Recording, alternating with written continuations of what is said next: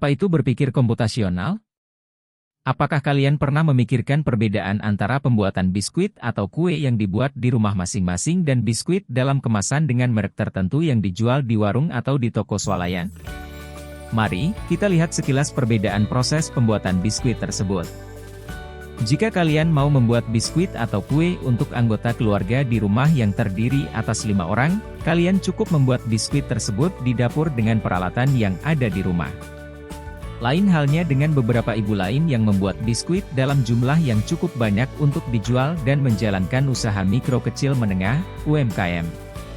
Ibu-ibu tersebut tidak membuat kuenya di dapur rumah yang kecil dengan peralatan seadanya, melainkan mereka memerlukan tempat dan beberapa peralatan yang lebih canggih dibandingkan dengan peralatan yang kalian gunakan untuk membuat kue di rumah.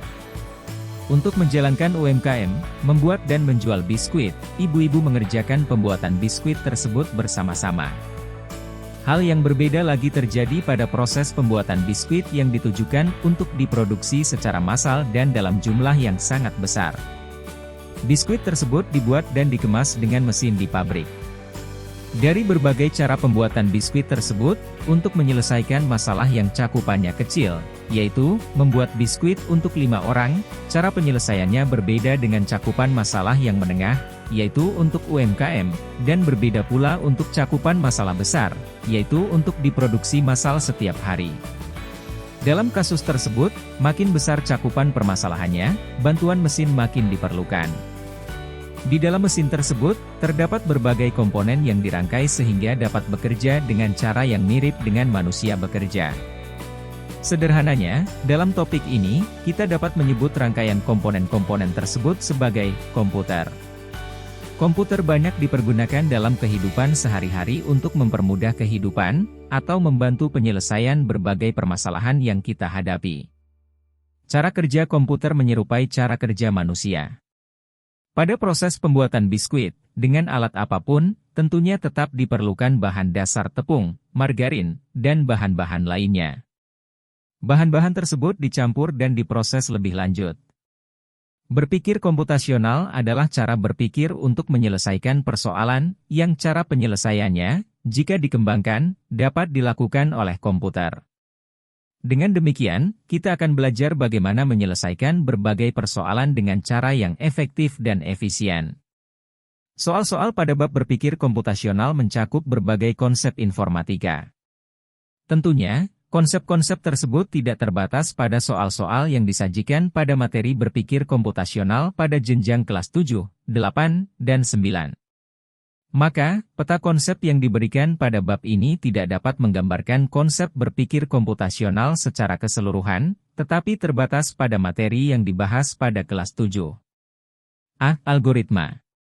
Menurut kalian, apa arti dari pola? Pola dapat digunakan untuk mendefinisikan sebuah bentuk atau struktur yang tetap. Dalam mengerjakan berbagai kegiatan, terkadang kita harus mengikuti pola atau aturan-aturan tertentu. Misalnya, seorang siswa diperbolehkan mengikuti ujian jika membawa kartu bukti peserta ujian. Atau, seorang peserta pertandingan olahraga diperbolehkan mengikuti pertandingan jika sudah menyerahkan formulir pendaftaran dan lolos dari pemeriksaan kesehatan. B. Optimasi penjadwalan. Dalam kehidupan sehari-hari, terkadang kita perlu mengatur jadwal untuk berbagai kegiatan. Misalnya, dari pukul 7 hingga pukul 12, kita sekolah. Setelah sekolah, ada beberapa kegiatan yang bisa kita ikuti, misalnya mengerjakan PR, belajar musik, belajar memasak, bermain bersama teman, dan lainnya.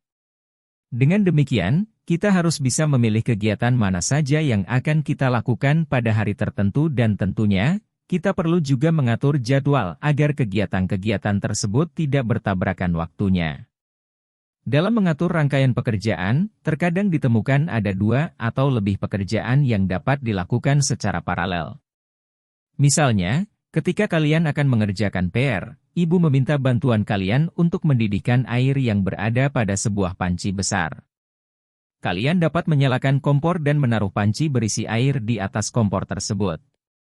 Tentunya, kalian tidak perlu menunggu air tersebut sampai mendidih terlebih dahulu baru mulai mengerjakan PR. Kalian bisa mengerjakan PR selagi menunggu air tersebut mendidih. Ingat, jangan keasyikan mengerjakan PR sampai air habis karena terlalu lama mendidih. C. Struktur data. Dalam kehidupan sehari-hari, kalian pasti pernah mengetahui data yang disusun dalam bentuk sebuah daftar. Dalam bidang informatika, biasanya disebut list.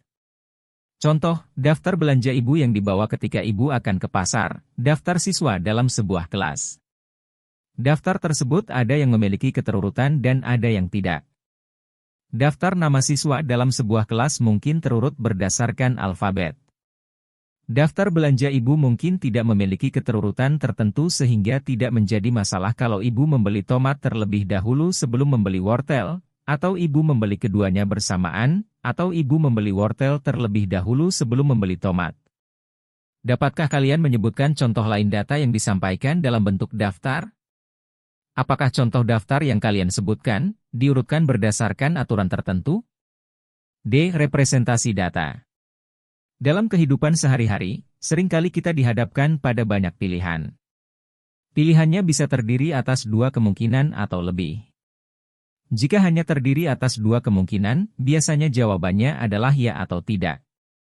Sebagai contoh, apakah hari ini kalian sarapan roti? Jawabannya ialah ya atau tidak. Apakah kemarin turun hujan? Pertanyaan tersebut tentu berbeda dengan pertanyaan, apa warna kesukaan kalian? Pertanyaan mengenai warna kesukaan tidak dapat dijawab dengan ya atau tidak. Jika pertanyaannya diubah menjadi, apakah warna kesukaan kalian adalah biru? Pertanyaan tersebut dapat dijawab dengan ya atau tidak. Dapatkah kalian menyebutkan contoh pertanyaan lain yang peluang jawabannya pada umumnya adalah ya atau tidak?